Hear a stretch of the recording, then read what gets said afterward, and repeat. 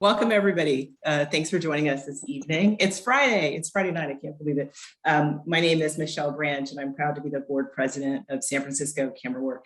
You're joining us tonight for our panel entitled NFT Curated Artists, subtitled All Your Questions Answered. So this event is part of our annual benefit auction. The roof is on fire. The auction is our biggest event of the year here at Camerawork, where we raise crucial funds for Camerawork and its communities of artists. At Camerawork, our mission is to promote discovery, experimentation, and exchange through exhibitions and experiences for all who value new ideas in photography, and NFTs are certainly a new idea in photography. If you're so inclined and motivated tonight, you may donate to us using crypto through Coinbase to our Fund a Need campaign and give butter. You can also become a member on our website. We have lots of methods for you to become involved with us and support our artists, and we'll drop those links in the chat for you as the night goes on. So tonight we're joined by members of our auction honorary committee, our auction host committee, members of our board, and other supporters of Camerawork.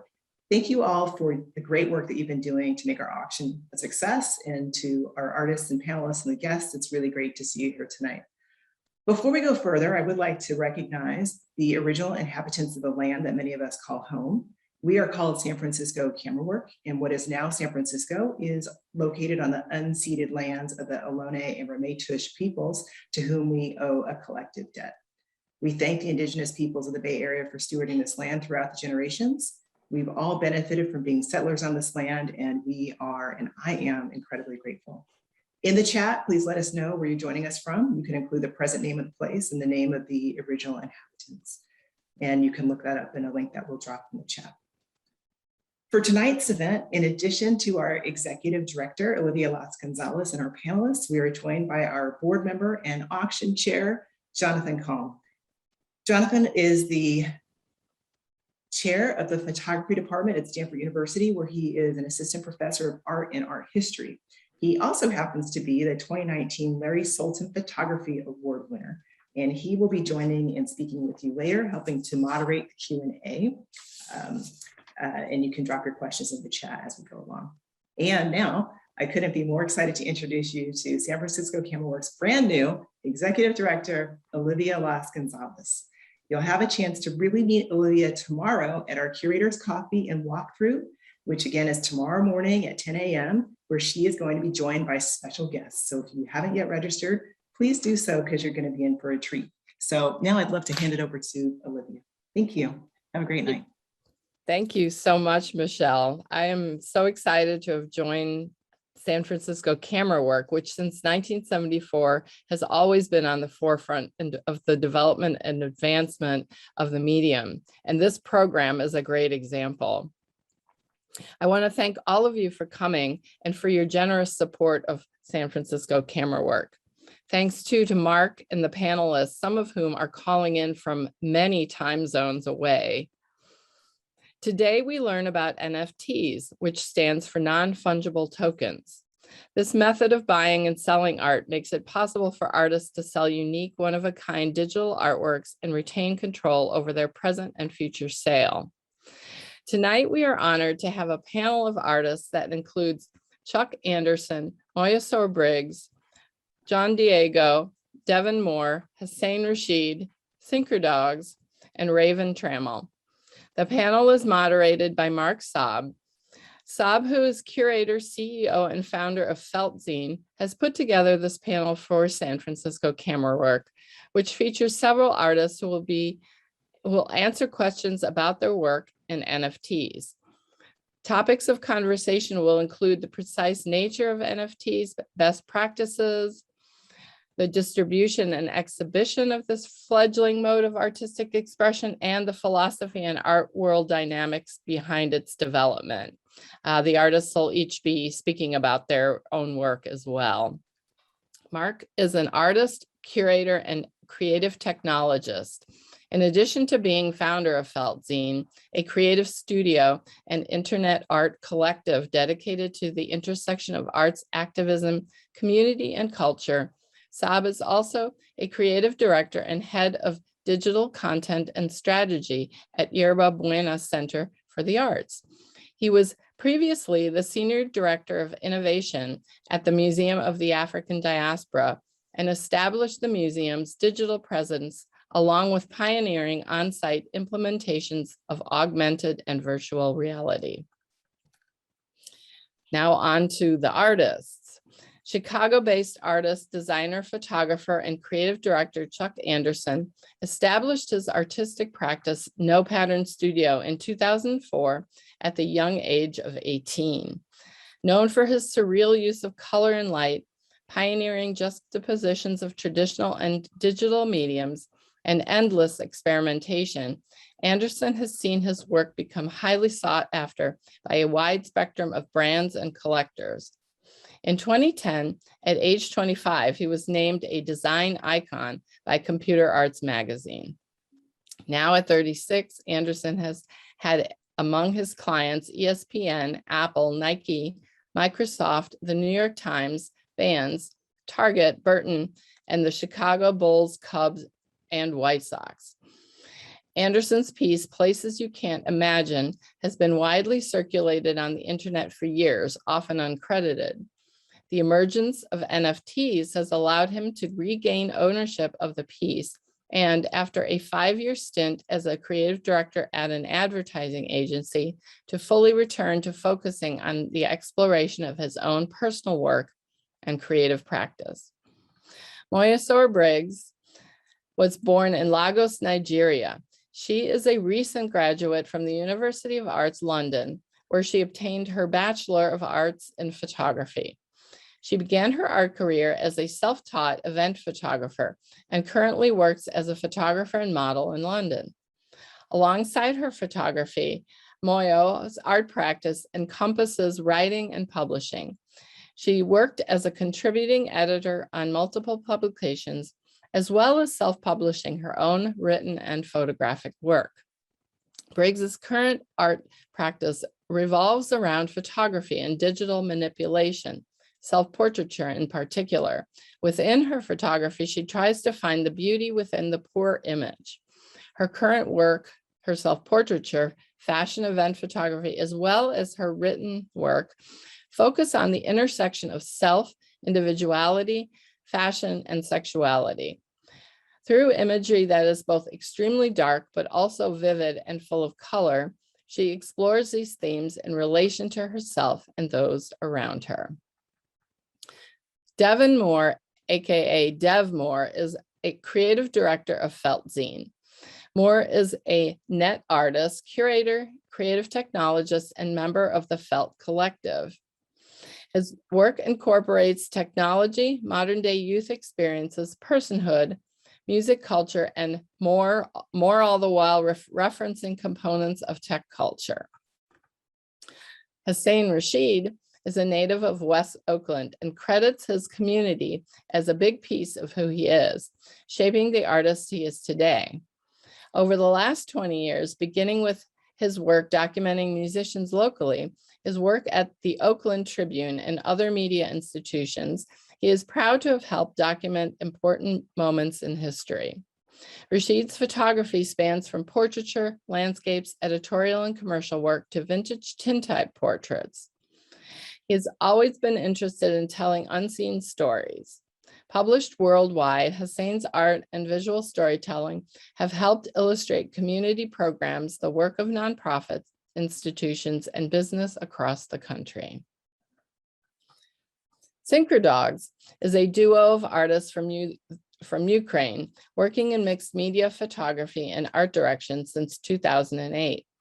They have had countless exhibitions in galleries and museums, including at the Guy Hapner Gallery, New York, Palais de Tokyo, Paris, Dallas Contemporary, Benaki Museum, Athens, Boston Museum of Fine Art, the Galerie Blanc, Montreal, Office Project Room Gallery in Milano, and many more. Synchrodogs clients have included Louis Vuitton, Burberry, Lady Gaga, Kenzo, Bimba Ilola, Warp, Swarovski, Shiseido, and others. Their works have been published on the covers of magazines such as Vogue, Harper's Bazaar, British Journal of Photography, Stylist France, The Impression, Tush, Neon, Zeit Campus, and S Magazine. Raven Trammell is a photographer originally from Holland, Michigan, but is currently based in Los Angeles. From documenting protests to street photography to capturing some of the biggest artists in the world on stage, Trammell's portfolio varies in subject and composition. So without further ado, let us get this panel started. Oh my gosh, thank you, Olivia. Hey everyone. As you heard, my name is Mark. I'm really excited to just be moderating this panel, and I'll just, we'll just get started. We'll just dive right in. This first question is a question that I'd love for each of you to just touch on just really quickly, and I'd just like to know, from your perspective, how long you've seriously been like working on art, or considered yourself, whatever it means for you, but when you finally said like, I'm an artist, I'm creating now. And then with that, also let us know how long you've been involved in the NFT space. And I know for some of you, this is like your first NFT. Other people have done a lot in the space. So I just think it's important to establish just, I think, where everyone is on their journey, one as artists, but then also as people who are in the NFT space. So I guess with that, I'll get started with you, Raven. Hey everybody, thank you, Mark. Thank you, SF Camerawork, for hosting this and having us here. So a little bit about me. My name is Raven Trammell. I was born and raised in Holland, Michigan. It's a small church town in the Midwest, and I played basketball competitively since I was 9 and went to Lake Superior State on a full basketball scholarship. And I've always loved creating ever since I was a kid. But it kind of got away from me because I was really busy with basketball. And my sophomore year, I suffered from a double concussion and started struggling with severe memory loss. And so that's when I really started diving into capturing moments in photography. And from there, I've been creating ever since then. And after college, I was working in quite a few restaurants, and that was back in 2012, 2013. And I was on my lunch breaks just taking pictures of the chefs, and I had just gotten a nifty 50, 50 millimeter camera lens from my Canon body. And yeah, that hence the name, that my artist name, Raven 50mm. And that's kind of stuck with me since then. But I would say that's when I really started like really seeing photography as like a potential career for myself. And in terms of NFTs, I've been minting my work as NFTs since February of this year. So for a few months now. So thank you, Raven. And Chuck, what about you? How long have you considered yourself like seriously a creative? And then, that versus like, how long have you been in the NFT space?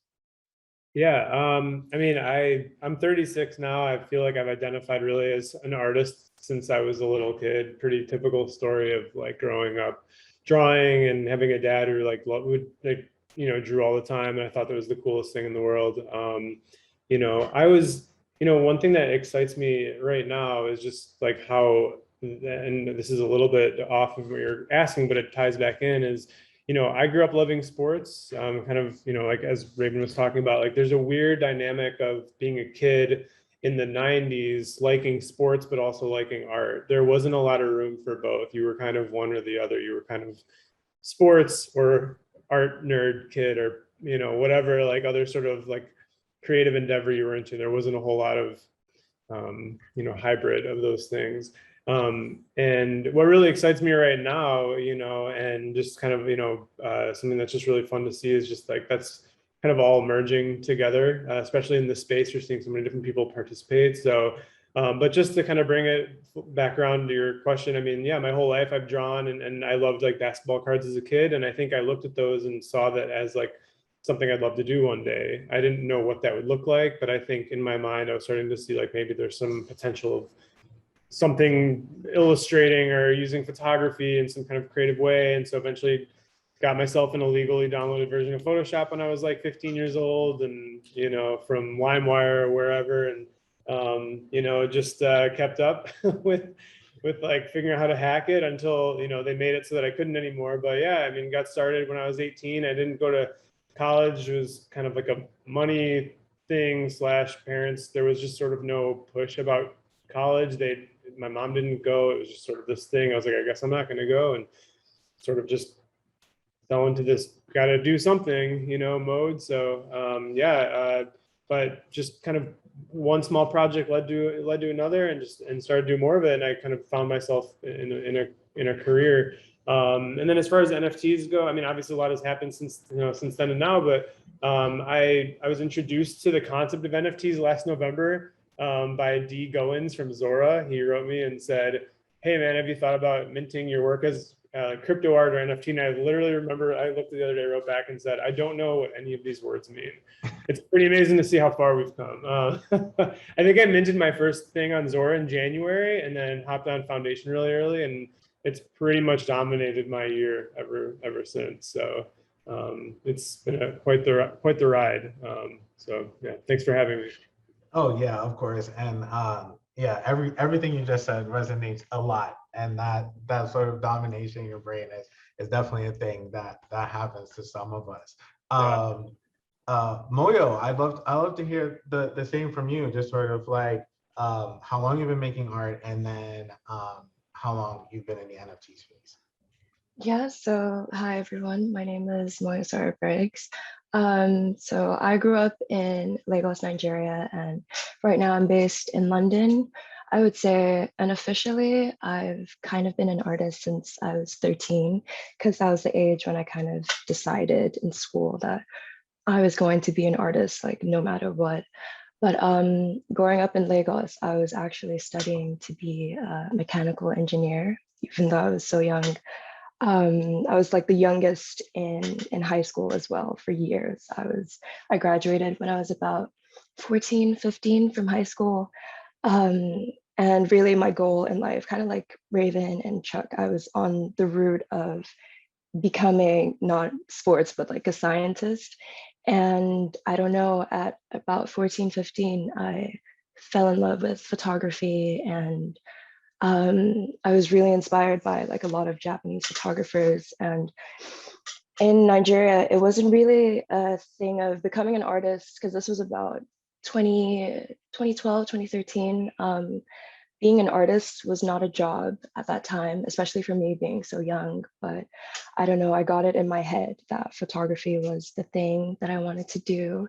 So from about 13 to when I moved to London, 14, and then from 14 to about maybe 18, I was working mainly as like an event photographer. I shot a lot of weddings as a teenager. I shot a lot of parties in London. And around that time, I started to model, which was sort of the reason why I began shooting self-portraits. It then kind of turned into a journey of turning the camera not towards other people, but towards myself, and using that as a way to understand myself more. And also during the pandemic, I feel because I wasn't able to shoot other people, I began to shoot myself even more than I did before. Yeah, I feel over the past year and a half, I've been focusing mainly on self-portraiture, which kind of bled into me discovering NFTs at the beginning of this year and late last year. It was an amazing experience for me discovering NFTs, because I remember I'd seen people speak about it, and then I saw Mike Shinoda release his first NFT on our Zora, and I was like, I need to sign up now. I don't know how I'm gonna do it, but I'm gonna make an NFT today. And luckily for me, everyone on the Zora team was very accommodating and really helpful. And I don't know, like in the blink of an eye, I had minted my first piece and sold it as well. And all of a sudden I was like in this beautiful space, like meeting like everyone here as well. So yeah, that's me. So dope. Thank you. And then Hasain, I'd love to hear from you the same, just sort of like how long you've been, a photographer, artist, etc. And then how long you've been in the NFT space. Sure. Thanks for having me here, Mark. Thanks, SF Camerawork. Honored to be here amongst the panelists. I am Hasain Rasheed, again, a photographer from West Oakland. I've been a photographer in my head as long as I can remember. I always wanted to be a photographer. To me, it was easier to see an image and decide if I liked something as opposed to reading something, or photography was an escape for me. My parents or my community came from struggle. So it was strictly like, you could be a doctor, a lawyer, a scientist, but an artist is not an option. So I kind of went to school for originally biology, then went and got a degree in animation and digital video, only to come back to doing photography. And to me, it's just always been served as a space where I could tell stories. I could discover other people's stories. And it was important to me to be able to document those stories as well. So that's me and my journey in short as a photographer. The NFT space is completely new to me. This is my first leap into this space. I almost felt in a lot of ways ignorant to the technology and like it was too much to even get into to get started. So I'm excited by as a photographer, the possibilities of ownership and retaining a sense of ownership and getting paid for your work over the long term. That's intriguing to me and something that I see it's not offered through other many avenues besides NFTs. So I'm extremely new and happy to be involved now. Thank you, thank you. And then Roman of Synchrodogs, same question. Hello, everybody. Again, thank you for invitation for this panel discussion. I think it's very important discussion for now about photography. So our name is Synchrodogs. We are Roman and Tanya, two art directors and photographers working together from 2008. And we did photography almost 10 years, and then we started to do video, and now last year we created the CGI project in collaboration with different CGI artists. So about our photography job, we work mostly with nature, and it's about more about connection human and nature, and we work mostly with this theme. And we work also a lot with installations. We create some installations and making pictures of them, and then we can leave them for maybe one day and then come back and disassemble them after that. So this installation can live some time in nature, and maybe some animals see these installations, something like that. So about technology, I think it's very important. It's very interesting where we're moving now with photography in general. I think we have what to discuss because it's movie picture, and everything goes like TikTok, and everything goes to video. So probably photography is not the best time now. So it's great that we moving it to digital and move it to this crypto stuff, because blockchain, and because I think it's very important to do now. So thank you for invitation again, Mark. Oh, of course. No, thank you. And then Dev, of course, last but not least, yeah, I'd love to hear just that same question from you, like how long you've been like creating, and then then how long you've been in the NFT space. Yeah, definitely. For me, and I'm Devon Moore, by the way, great to hear from everybody as well. I started off really young, just making a lot of music pretty much. And, I was also a huge gamer, and that's how I pretty much learned how to edit and direct videos. So I would play video games, record them to my computer, and pretty much just learn how to edit videos that way. And I would play like a lot of EA Skate pretty much. And then, when I was in college and I was studying computer science, I really hated it. And I would mainly write a lot in terms of writing for different hip hop blogs and publications. And that was what I was really interested in, especially because I was able to introduce myself to different, subcultures and music and whatnot. But eventually I kind of got tired of writing too. I felt like, oh my God, like I could do that, I could do this. And then a few friends of mine, including Mark, introduced me to internet art. And pretty much from that moment on, I was just, it felt like the perfect space for me. It has this like freedom to it. Everyone's so talented, and you just have this, space and this ecosystem where you can just learn so much so fast. And yeah, just from there, I've just been having, a ton of just enjoyment with working with different artists, creating work myself, and also just documenting the culture as well, because it's such an interesting culture that I can't really, I mean, you can compare it to, previous times in history, but it's just like really unique and special to me. So, I love to be, in this particular space, in this present moment as well.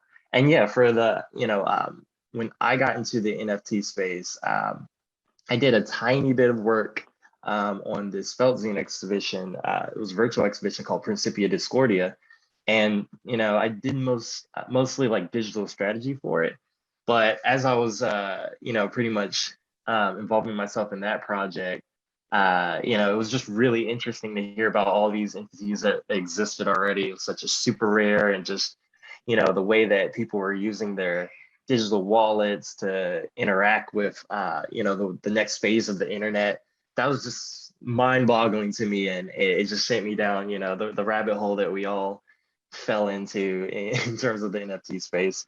But yeah, and then from there, I was working on music video for a friend, and Foundation was just about to relaunch in February, and we just got pretty much an idea to just. Sorry, I have this cat next to me. He's just meowing. But for February, we just decided to release that as an NFT. And it was really interesting because people were just really excited to collect this work. And it really freed me from worrying about YouTube video views and, metrics. And it just felt like I just dropped this piece of work. It'll exist there for a mighty long time, and I can just go from there. So it just created this very interesting way of being closer to your communities and your supporters. So yeah. Dev, thank you. Yeah, part of the reason why I wanted to ask that question, and I really just appreciated like everything that everyone said, is like, for me, I want people to understand, I think there's two audiences that I think are hearing this. There are people who are like, hopefully there's more than two, but the two big groups I think are going to be people who want to learn more about the NFT space.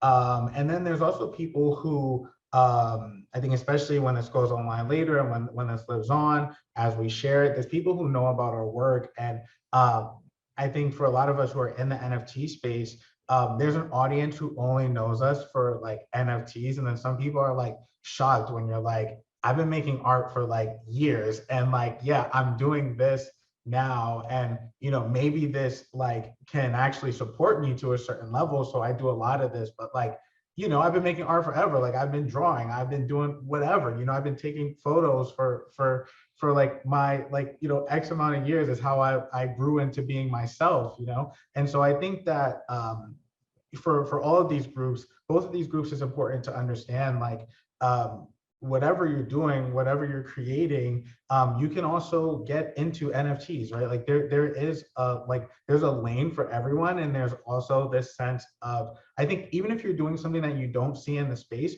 you should probably go ahead and try it, because people will also embrace that you're making something different, and that you're making NFTs. So I don't know, I just think it's like interesting on both ends to just, I think especially as it is now, I think a lot of artists who are every artist who I know who's in the NFT space has years and years and years of art making, right?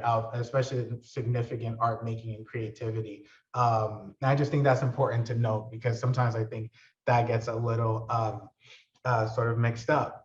But sort of speaking along those lines, Chuck, you wrote this really beautiful, interesting piece that you put online today, that's about the piece that's in the show, which is not necessarily a part of like any of the descriptions that have lived on like, you know, websites previously. And so it seemed like you put that together maybe in the last couple of hours or so. I would love to hear more about that. And of course, people can follow you online. It's just at No Pattern. I think everywhere. I think that's both on Twitter and Instagram. And yeah, I would just love for you to talk about that thing that you wrote and how that came together.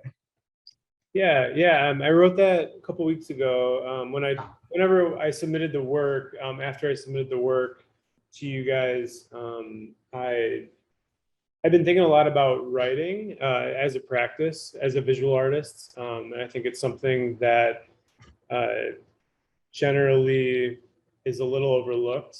And I think that most, not speaking for everyone, but I do think most visual artists like lack and struggle a little bit in figuring out how to talk about their work. I think we're a lot of artists, you know, very good at their craft and their practice, but I think talking about it and rounding it out and sharing the story behind the work is its own separate skill, sort of adjacent to the actual creation of the work.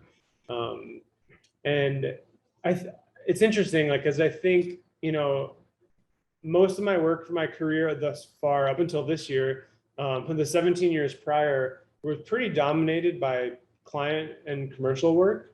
This past year has been a lot of time focused on more of my own personal work. I'm really making a concerted effort to kind of shift the trajectory of the next sort of chapter of my career, become a lot more selective with client projects, and really focus more on what I'm doing. And I think in turn, that's really made me think a lot about how I write about my work. So, you know, I always want to be cautious about not being like too earnest in writing. I don't want to torture something or force it or have some assigned retroactive meaning to something that is otherwise maybe just simple and cannot speak for itself. But I do think there's a lot to be said about kind of an artist statement, and sort of explaining where you're coming from. So yeah, I mean, this work, I mean, you know, if you look at it, I mean, it's kind of like the photo of a sky. And I've had a kind of a series that I've done over the years, just with kind of manipulations of skies and you know, it's really simple, but it's really kind of about changing the composition and the sort of the reaction that you get from looking at a really simple photo. And what I wrote, the work is called Surroundings.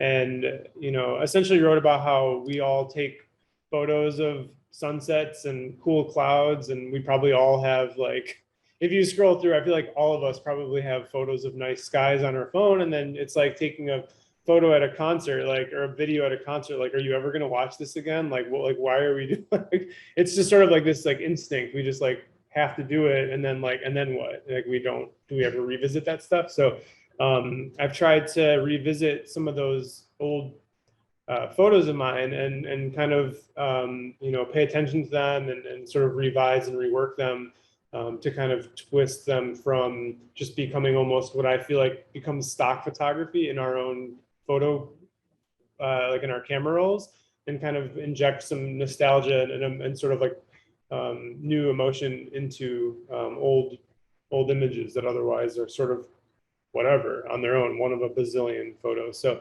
anyways, that's kind of what I wrote. And you know, I read it back, you know, and I'm like, is this too poetic? Is it too, like, am I trying too hard? But it really does say what I need to say about the work. And that to me is what tells me that I feel like I did justice to the visual. So I feel good about that. And I feel like it's going to be a constant work in progress for me, like learning how to like speak about my work and talk about where I'm coming from. And I do think once people take the time to read it, you know, then hopefully they appreciate the story more. And I know, you know, especially with photography, that's, you know, unfortunately, photography has a reputation to people who don't understand photography or composition or whatever goes into it. A lot of people think it's easy, or you just click the button, or like, oh, there's all these filters, and iPhones have made it very simple. But there's a lot more to it than that, even if you did just use an iPhone or whatever. So I do think writing is a really key component to rounding out what you're trying to say.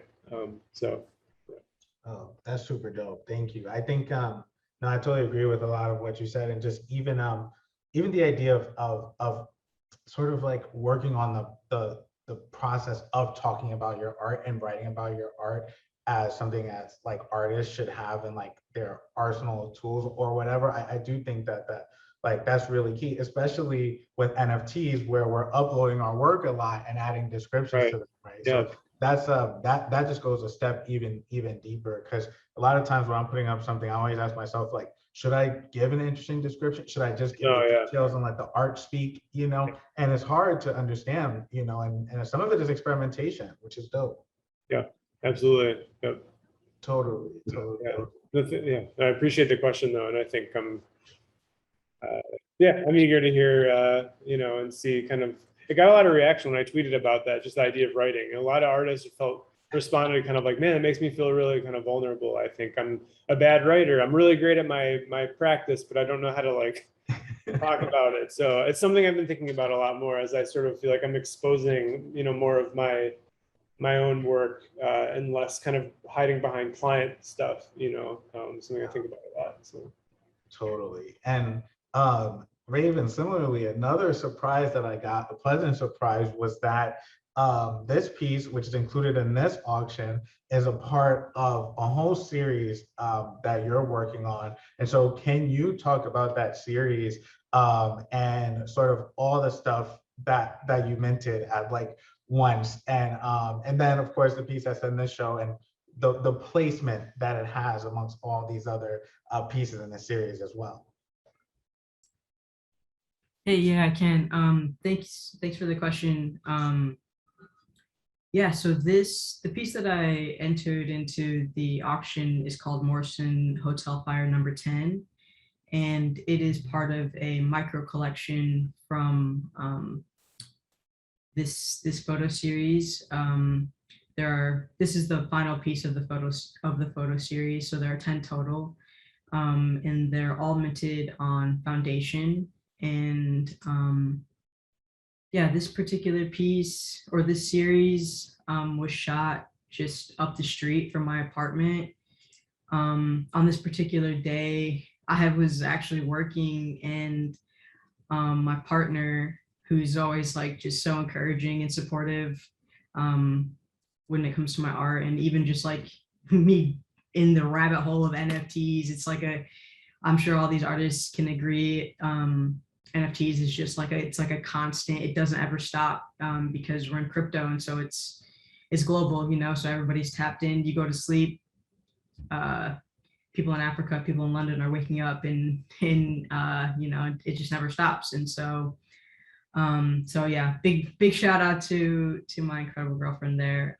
But she saw the smoke from the fire, and she was like, hey, look out the window. And I was like, whoa, what is that? That's a lot of smoke. And for some reason I was just like really curious, and just like sparked my curiosity. And that's, I feel like a lot of how my work comes about is just like, oh, what is that? And then I just am drawn to it. And yeah, I was like, well, I'm gonna go check that out. And I ended up just following the smoke and walking from my apartment to the Morrison Hotel. And there was somebody had gotten in the inside of it, and there was a fire that broke out. And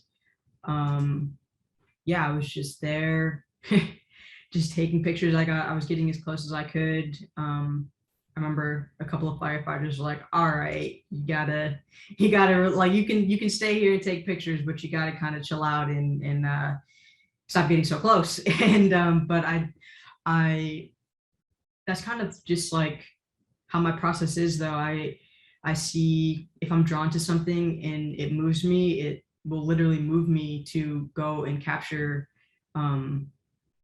these particular moments. And yeah, I'm really proud of how these photos turned out. They're definitely, when I first took these pictures and I went through them, I immediately felt like super connected to them. And I took these back in March, so I was still pretty pretty new into the space, and I didn't want to mint them right away. I wanted to kind of establish myself more in the space, just because I felt like so tied to these photos. And the auction came about, and Mark had reached out to me, and with the theme being the roof is on fire, just kind of these photos immediately popped into my head. And yeah, it just kind of all, the timing of it all just kind of worked perfectly. And so this photo was minted first on foundation, and then I just kind of minted the rest as gas allowed. And oh man, we all know the struggle of that. But yeah, they're all up there now officially. And yeah, I'm just super proud of not only the images, but also for them being considered and curated for this awesome auction. So yeah, big ups to Mark, and thank you, Mark and SF Camerawork. Oh, of course. No, thank you for that. And knowing the background behind it just makes that like even doper. So thank you. Hasain, I would love to hear the same from you. The photo series that this is from is very iconic in the Bay Area, especially with the Black community, and just I don't know. Can you talk about that series, how you went about creating it, and yeah, I just would love to know more. Definitely. Thanks again for allowing me to share more info about it. The series of photos that I have on the Black Cowboys comes from a lifelong journey of trying to understand the role of Black cowboys in this country. And it has taken some time. I've literally been working on it for maybe 7 or so years, or if not longer now. And it's constantly winds between starting and stopping because of the stories that I learned. And just to dive a little bit into that, it's been, I was first fascinated by, I always knew it was Black cowboys. I always knew it was like a lot of cowboy history that was told on TV was originally about Black people and the history of Black people running these cattle. And as I started to dive into my own family's history in Texas and New Orleans, and learned about how my grandmother got to California from Alabama, I learned about how, Black cowboys' role in driving away like Indians and the Buffalo Soldiers or Native Americans. So that began to drive a conflict in my feelings towards like, what is this really about? What is going to be my angle on the Black cowboy story, or the Black cowboys' existence here? So throughout that, I've kind of documented different things from working cattle ranch owners that are Black, Black rodeo participants. And that has taken me all the way through stories of the rodeo down in Brazil, the history of that, and how our rodeo here is influenced by that. And of course, through the Buffalo Soldiers and their existence and how America pretty much turned to Black people to fight something that they couldn't complete or do when it came to getting rid of Native populations, and learning about the relationships that were forged between those two communities, and learning about the distrust that also came from that between the two communities. It's really been fascinating to learn all this history and to document it. The photo that's you all selected, or you, Mark, selected to participate in this auction, which I'm honored for, is 2 kids that were on the road who were practicing to become rodeo participants. And I first noticed them behind where the horses hang out, just getting ready, pooping, pretty much cleaning up the horse poop. And they were kind of practicing roping each other, practicing saddling the horses up. And I just listened to them, observed them talk for a while, and was really fascinated by not only how much they knew, but how much they knew about their place and history and their responsibility to nature and to horses and to community, and even just their awareness. And a moment just presented itself for me to speak to them and their parents about allowing me to photograph them. And I was just lucky enough to be in a moment at the right time and have it included in my project. So that's so dope. And that actually, oh my gosh, especially Moyo and Roman, you both spoke about, I think, like portraiture and nature so well. That's just so clear in the pieces that you sent. And one thing that Hasain said that I would love to like dive into, and I think transitions nicely from what he spoke about, that I'd love to hear from you, Moyo, first, and then I'll pass it to you, Roman. But it's this idea of community. And Moyo, you also talked about that when you talked about how you got into the NFT space. But I'd just love to know, like, I'd love to hear from you, like what is community to you? And like, that could be inside the NFT space or outside of it. And so, yeah, I just love to hear about that. I mean, I would say like the idea of community for me, it's really almost like an extended family. And I remember when I first got into NFTs at the beginning of the year, it was a bit of a lonely ride because here in London, at least amongst my peers, nobody else was really making NFTs or kind of doing anything on the blockchain, or other Nigerians weren't a part of that. But a few months passed and I started to kind of meet more people on the internet, and I got introduced to other members of the Her Story DAO, and it was like, there's just it's a feeling of finding people who you can not only relate to, but you can also kind of appreciate the art that they're making too. It's almost like, I was having a conversation with someone yesterday. It's being able to just wake up every day and be surrounded by artwork nonstop. It's just, it's one of the most beautiful things. I mean, like 13-year-old me would never have expected that I'd be able to be surrounded by so many like amazing artists and artists who've been in the industry like so much longer than I've been. But the idea of community for me really is just, it's family, and it's family who are there who don't judge you, but you kind of grow together, especially now in the space that we're all in. It's so important to have people that understand you as an artist. That's so real. Yeah. Thank you. And Roman, as someone who is like a frequent collaborator, all the time in collaboration, can you talk to me like about that same thing, like what community and like collaboration, like what do these things mean to you?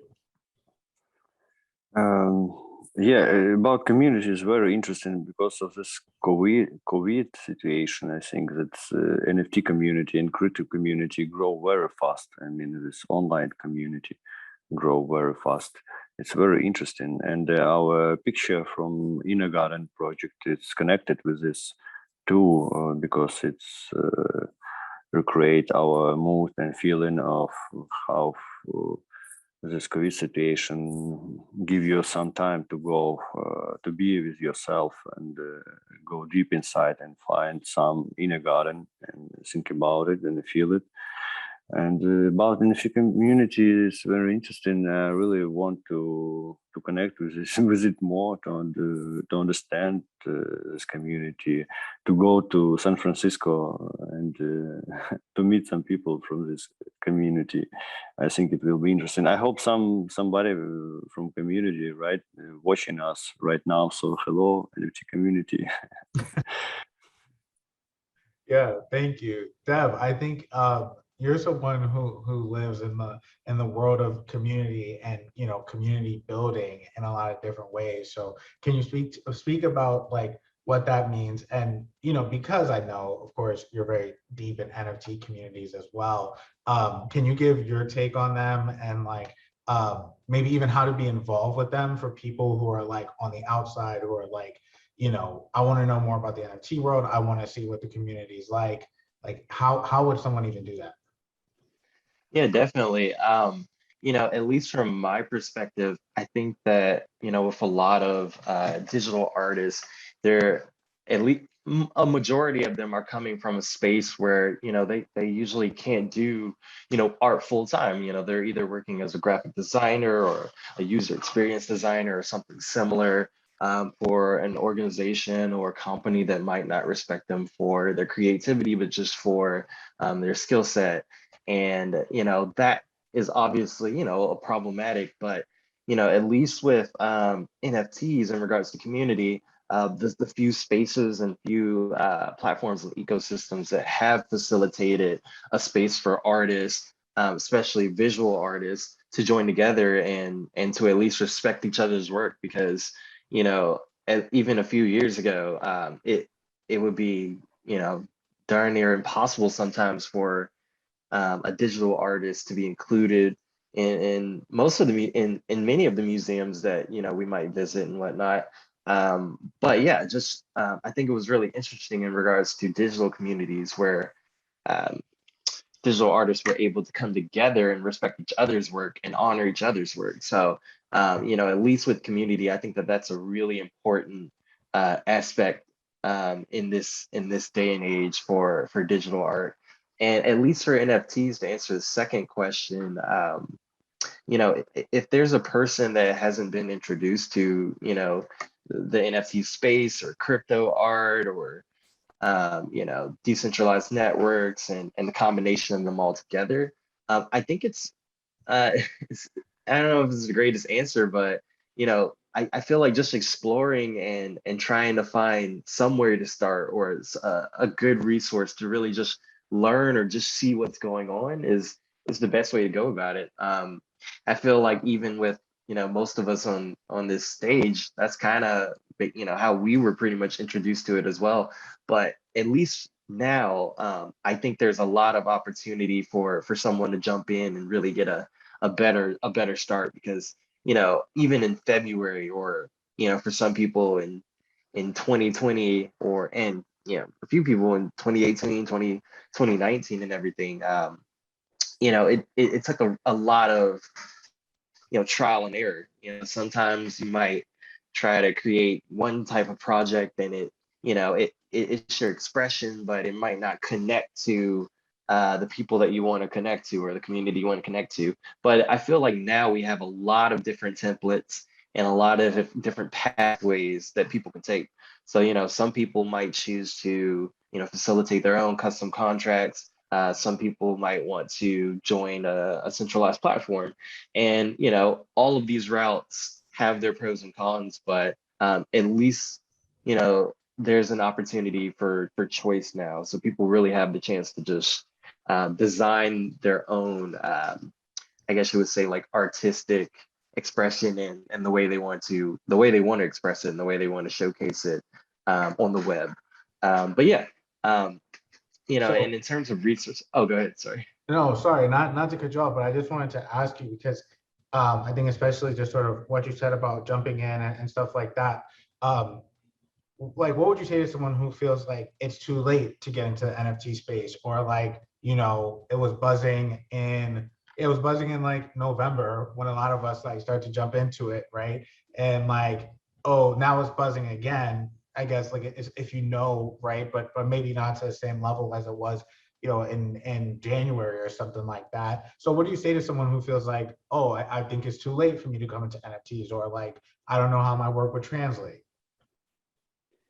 Yeah, definitely. To answer the latter question, when I first started, exploring a lot of different NFT artworks, at first it just felt like it was the only digital art made on Cinema 4D or Unreal Engine and a bunch of other different 3D softwares. But, I actually saw the Counts NFT, and that was like the first time where, I realized, oh, this is for everyone. This is for every type of creator. So, to answer your first question, I definitely don't think it's too late. And there also shouldn't be, a rush to do it, tomorrow or anything too. it's going to be here for a very long time. And, there are definitely waves that are occurring right now, but, it's definitely not, I wouldn't recommend anyone to just jump on a wave just to be on the wave, I feel like we're very, very early. It's 20, I started in basically 2020, it's 2021, and institutions haven't even necessarily jumped into it. There's just so much opportunity and growth, and it's definitely going to get bigger. There will probably be, sales volumes and artistic volumes in terms of like the number of artists. It'll go up and down probably. It'll be volatile, but I don't think an artist really needs to worry about that as long as they're working on their craft and their expression.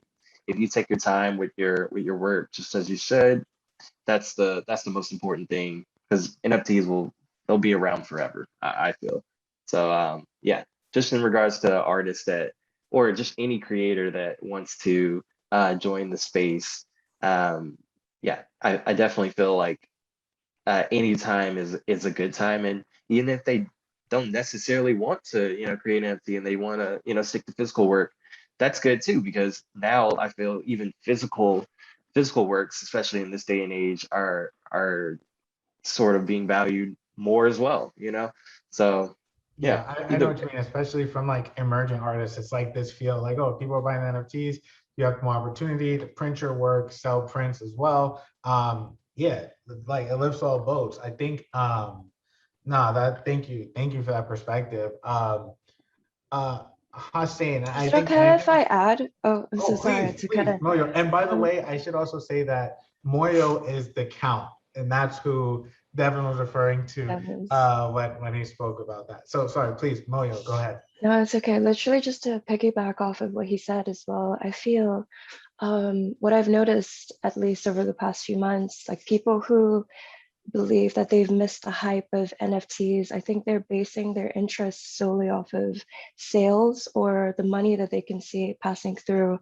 And it's really, being in the NFT space is not only about the money or selling an artwork. It's like we said before, it has to do with not only community, but we're watching before our eyes people building a new internet. Like every day I'm learning something new just from looking at other artists within the space. So I feel if you're telling yourself that you can't make NFTs because you've missed the hype, I promise you that's not even a thing. There's literally something happening every single day. People are creating, people are coding, people are always coding, and it's just there's so much more to NFTs than just the actual tokens. It's practically an entire world. So I just wanted to add that. Yeah. Yeah, that's so real. I thank you so much for adding that, and I think that context is super important. So yeah, no, totally. Thank you. One thing I wanted to ask about, and I think well, Raven, I'd love to talk to you, along with, of course, the series that you put up today, you also have the Hustle and Motivate series. And I know that series is hosted on OpenSea. You can, of course, follow Raven, find all of her work that's scattered all over these NFT marketplaces, thankfully. But with that series, of course, you could kind of tee it up what it's about. But the question that I want to ask you about is how you capture these sort of moments that obviously are rooted very deeply in community and culture, and how you capture them, and then also respectfully, essentially, like how do you approach content that is so serious and so dear to people, but then also do it respectfully, and then iterate off that creatively. Yeah, thanks, Mark. And thanks for bringing up that collection. I was super proud of that, and just being a Nipsey fan and piecing that together and putting that out. That was a super proud moment for me. So yeah, thanks for asking about that. But in terms of the photographs, I really just kind of act as a fly on the wall, just kind of as an observer, just I'm really respectful of people's space. If I'm interested in getting a photo of like them straight on, I initiate a conversation, which on a good day, that can be kind of tricky some days. Just, with anxiety, social anxiety, it's like, maybe I won't step out of that comfort zone today. I'm just gonna sit back. But yeah, just being intentional and making sure that my intentions are pure, and yeah, just especially for the more intimate photos where I'm a little bit closer to people, just initiating a conversation, introducing myself, smiling. Mask has kind of made that more difficult in approaching people, especially with street photography. We all kind of look like burglars and things now with our masks and sunglasses or hats on.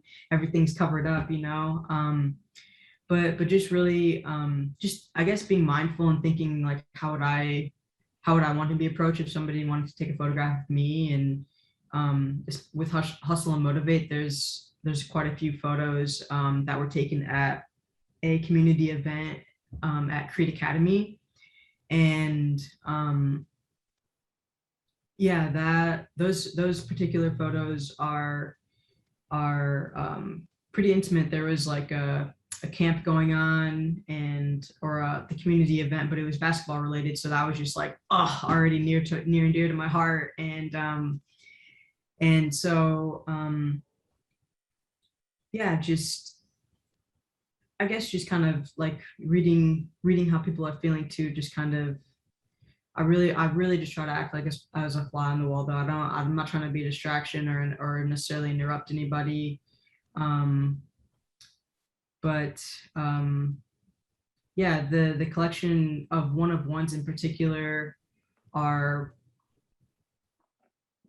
well, I don't want to say they're more special, but they are, because, so I have to kind of talk about the overall collection. So there's 33 one-of-one photographs, and then there are 19 hand-designed 3D Polaroids that I created out of the one-of-one photographs. And the one-of-ones were also paired, and they had unlockable content, which was a 100-page memorial booklet that was given out at Staples Center. I scanned all the pages and created like a digital PDF file.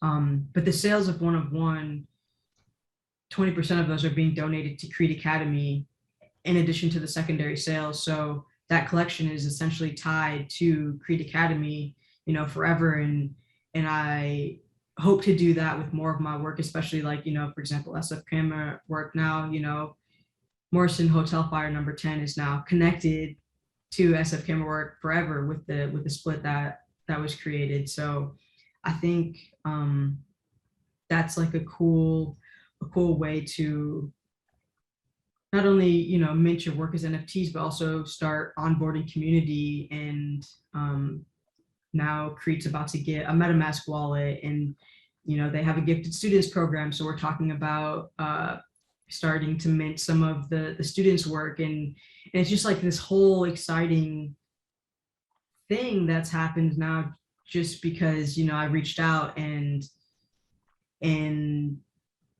asked, what do you know about crypto? What do you know about NFTs?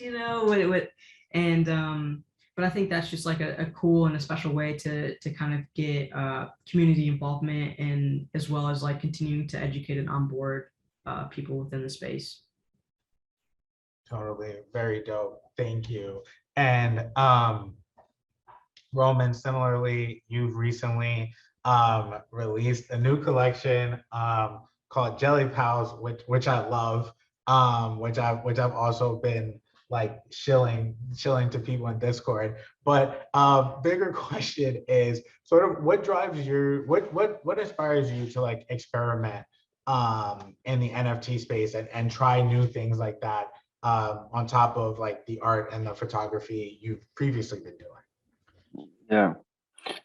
So we just getting fun, the Jelly Pals, we love nature, and Synchrodogs is because of synchronized dogs.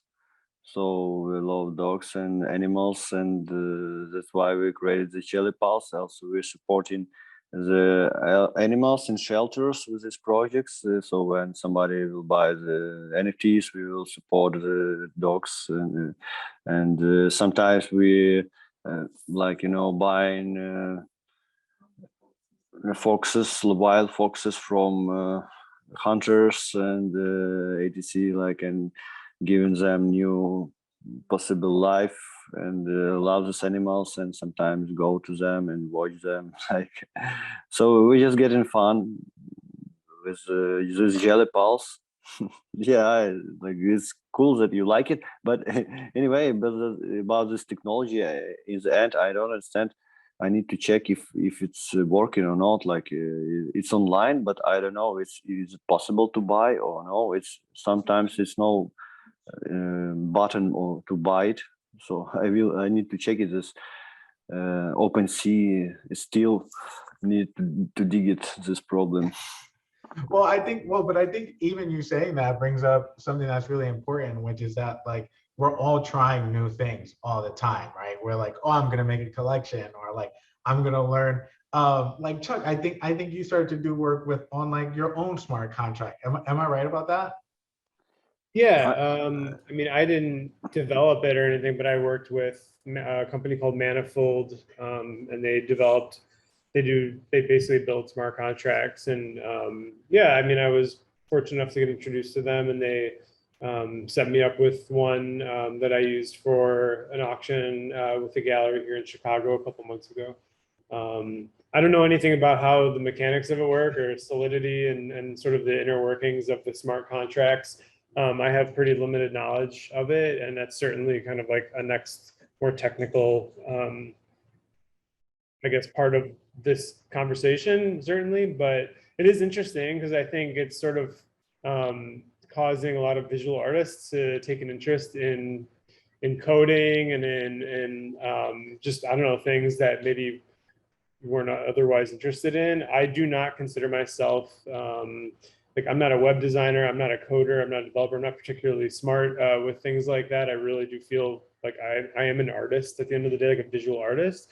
But I'm interested in all that stuff. It's not like my forte, but it's kind of like thrust, you know, like in our faces here with all this, in this whole world. And we're like interacting with, like, minting straight from a contract, or like learning how to read Etherscan, or learn how to understand our transaction history in order to do our taxes, maybe, which is a really important part of this too. But I don't know, it's pretty interesting. But yeah, the smart contract thing is cool, and I'm really hoping, and I know that that's kind of the next wave. Is really, a lot of these companies are working on ways to make that easier for more artists to have their own contracts. Because at the end of the day, basically, like, for anybody who doesn't know or understand this, I mean, when you use Foundation, you know, or you use OpenSea, you're effectively, you know, you're the one that's minting the work, and the provenance can be traced back to your wallet, yes, but the mint and contract is theirs. So it's different to deploy and mint your own, you know, your work from your own contract. That is, you know, you're not sort of like porting it through another platform. And again, like, the beauty of blockchain and like why we are all, or should be all, excited about this concept is, you know, like, proof of ownership and provenance of our work, and knowing that it's the real deal. It really came from who we say it came from. There is no mistaking a digital work, you know, 20 years from now, if it was minted by any of us, the way that you could mistake, like, a fake Picasso or something, like, you know, like, you just don't know if it was his anymore, you know, like, someone could forge it and whatnot. So, and I think the closer that we can get to having the work be traced back directly to an artist, the better. And I know that there's platforms that are working on making that easier. I know Zora is really championing that more, or I know, like, building tools to help empower and enable artists to do more of that. So, yeah. Very cool. Thank you, Chuck, and thank you also for the context there. That's awesome. And Raven, I feel like you had a tweet where you mentioned something similar, like, oh, this is going to be your last series on Foundation for the series you just put up. And does it seem like that's how I read it, as Raven, you just started, I think you just started or you're working on starting a DAO. Sorry if I'm like leaking information here, but these are just things that I infer from your tweets. But it seems like you got your Discord popping. You're probably gonna have a DAO set up. It seems like you have your own contracts. Like, what's going on and why? Like, what's driving you to do all these things that maybe I just made up and speculated that you're doing? No, you're good, Mark. Yeah, so I did tweet that this micro series on Foundation will be my last pieces on Foundation. I've minted 30 pieces on there now and have sold 19 since February. And so I'm just really interested in, like Chuck was saying, minting on my own smart contract, and really just being able to my work, 5-10 years from now, which I fully plan on intending being in space. In that time, people will be able to look at the smart contract and see the token ID, Raven or Raven 50mm, and know that it's an authentic Raven Trammell piece. So that's a lot of the reason why that's just really important to me. I don't want to be a bunch of numbers on the back of a smart contract. I want people to know, like, Raven, that I really made this, and created this piece. And so I've been looking into Nifty Kit is an option that I've been exploring and have been experimenting with. The company that Chuck had mentioned, I think it was Manifold. That was another one that was on my radar. I tried DMing them, but how that can be kind of tricky, getting on people's radar and things like that. But that would be another avenue. I want something pretty specific though, built into my smart contracts, which is why I've been having a hard time committing fully to Nifty Kit. But yeah, I built the Discord for the 50mm collective, and you had mentioned it to be a DAO. I don't really know about that. I don't know exactly what I'm doing there, but I just know that I want to build a community of like-minded people who want to use their art to impact and create change within the world. All of the pieces that are part of the micro collection on Foundation right now are created with a 10% split that's also going to be going back into the 50mm collective. And that's just going to, that ETH and that money will be, I don't know how we're going to spend it, but I think just talking that over with Discord members and my collectors, and just, I recently launched a social token. Maybe we'll pool that into there and start creating value for the social token. But there's just so many possibilities, and I'm constantly learning and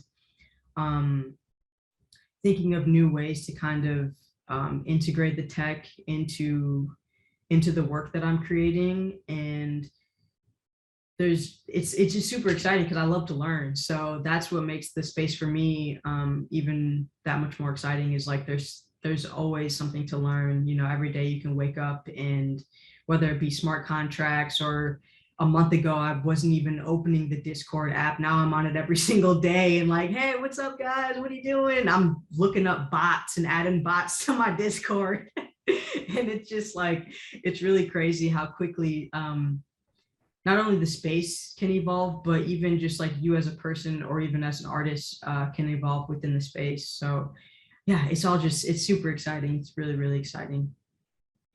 Yeah, thank you. Jonathan, SF Camerawork team, should we move on to audience Q&As? Or I have a ton, I have questions, but they give such good answers that I have more too. So whatever makes the most sense, we can roll with.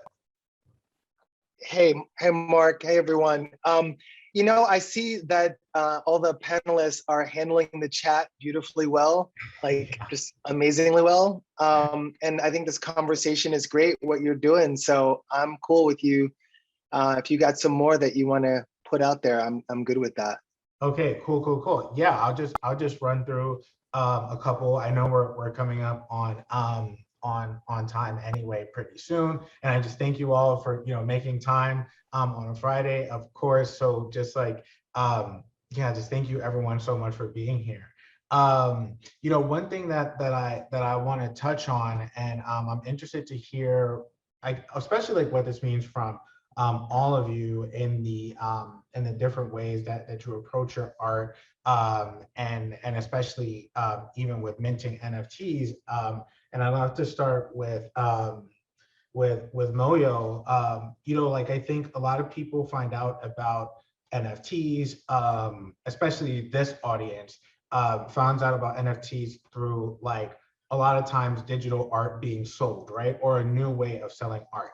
And so, you even specifically talked about, you're like, NFTs are not just about the commercial aspect of it. So can you dive into that and dive into, then more like, what else is there then? And like, yeah, like people are drawn to it because people are making money, supporting themselves, etc. Yeah, that's cool. But obviously there's something more there for you. And so can you just dive into that deeper?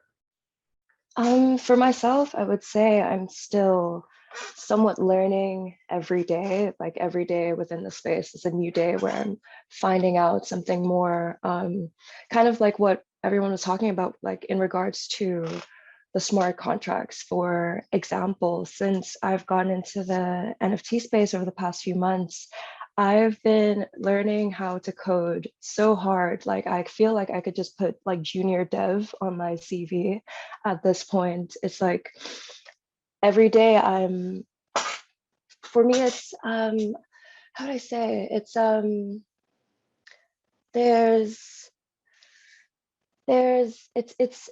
it's like, sorry, like my ADHD is running right now, but it's, being in the NFT space is almost like being in the best kind of art school, what you wish art school actually was, because you're connecting with not just digital artists, you're connecting with generative artists who, I'm not even going to lie, I didn't even know if that was a thing until a few months ago. I'm connecting with documentary photographers and so many different types of people. So outside of just minting a piece, I'm also learning, like my artwork that is up on the auction now. I collaborated with Jawn, who's also here, and that was my first time collaborating with another artist on a piece. Like when he first approached me to create the artwork, I didn't even know how we were going to collaborate, but then I would shoot a self-portrait and send that to him, and we just send it back and forth towards each other. And for me, that was a whole learning experience. And then touching back on the idea of being able to create my own smart contracts. Like for me, I'm a very traditional photographer. I pick up my camera, I take the picture, I make a print. And now through NFTs, I've learned that I can create a contract that will live on the internet and within the metaverse for years to come, even after I'm not alive anymore. So there's so many things. And for me, I can't begin to say that I'm a master of any of these things. I'm still every day learning how to, I feel like it's become a new experience. I'm learning how to be an artist almost from scratch again. It's like I've had years of experience as a photographer, but now in this space, I've become I'm learning every day. So yeah, it's a whole world, and I want more people, especially more young people, because they spend majority of their time on the internet. Like today, I was having an interview, and we were discussing how people sort of expect things on the internet. Like when we go on Google, we just expect the answer to be there, or you go on YouTube, you expect the video to be there. And what I've realized with NFTs is we are the ones building those things that we expect to be there.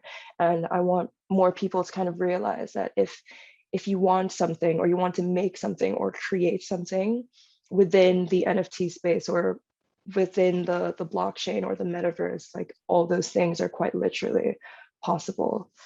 So yeah. Something that something that really resonated with me listening to you talk was just the idea of it being sort of the best kind of art school, or like what you would hope art school would be. And again, like I didn't go to school, and not going to school really did shape me and set me on the path that I was on. But I'm very cognizant that I missed out on certain things by not going. Like I do not regret that I didn't go. I'm glad that I didn't go because I'm happy with the way things turned out. But at the same time, I'm always very aware that I missed out on sort of two things in particular, like learning some fundamentals of different types of crafts practices that I might not have learned otherwise, because it would have been something I would have had to do. And like now that's kind of on me to like learn new things.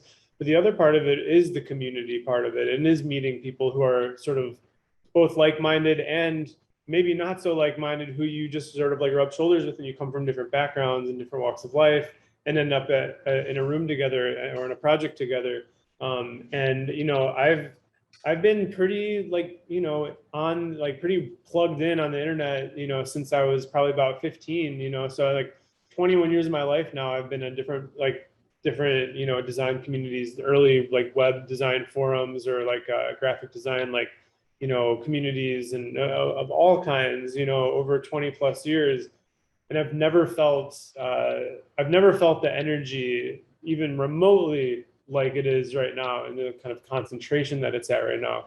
And nor have I really seen kind of a convergence of like the spectrum of artists that were participating all at once. So like photographers and developers and you know, graphic designers and illustrators, and like kind of like everyone like kind of like meeting, you know, all in one at one time, whether it's on Twitter or like spaces like this or galleries or whatever. It's just kind of an amazing thing what's happening, breaking down a lot of walls of like, you know, I think about Instagram, it's like, you know, like photographers follow photographers and promote photographers, and kind of like, and people are really being opened up to different types of artists right now. And it's very cool. And so when you said that, it's sort of like the best you could have hoped for with art school, like happening in the metaverse, happening on the internet. Like I that really strikes a chord with me, because I do think that I'm kind of getting, you know, right now, like that community aspect in a way, you know, and happening at a time where we can't have it the way that we normally would because of COVID and stuff. So it's kind of happening like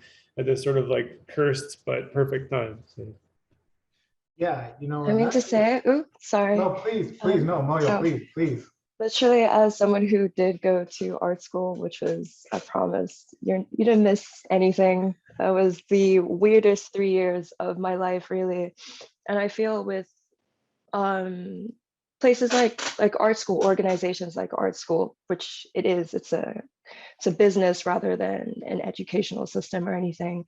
The traditional art system doesn't really push artists to collaborate.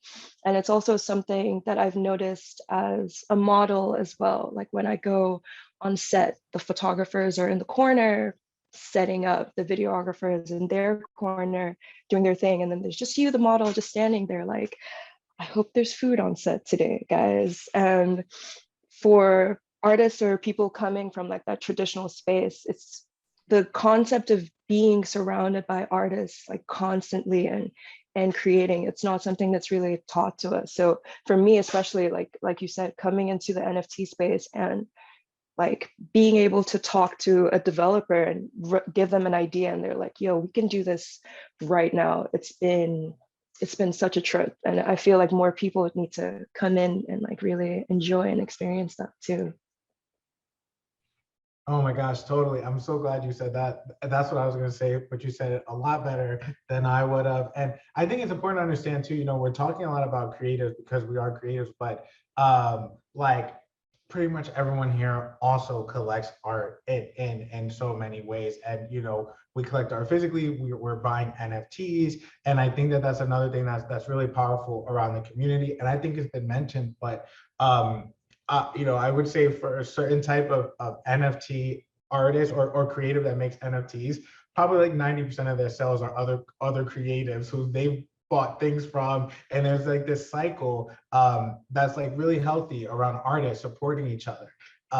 So I think that that's important. And just also just know, like, to come into the space and just to buy things that you like, and and to really believe in an artist and what they're doing, and wanting them to see value from that.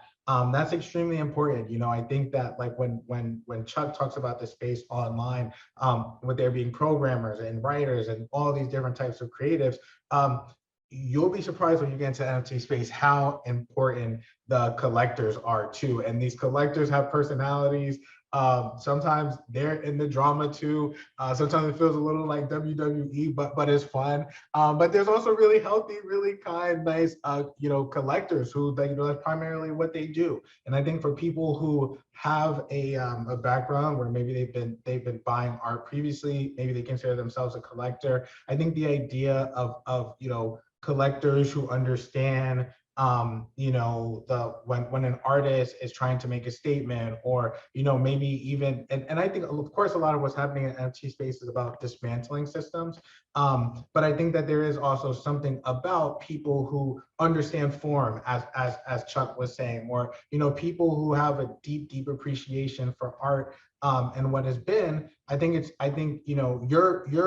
your collector's eye is very welcome in the space too, and I think will help more people like Hasain who've had success in physical spaces really see and understand too, like there is more opportunity here too. So don't think you have to know a bunch about 3D art or digital art in order to be a collector in this space. You definitely don't.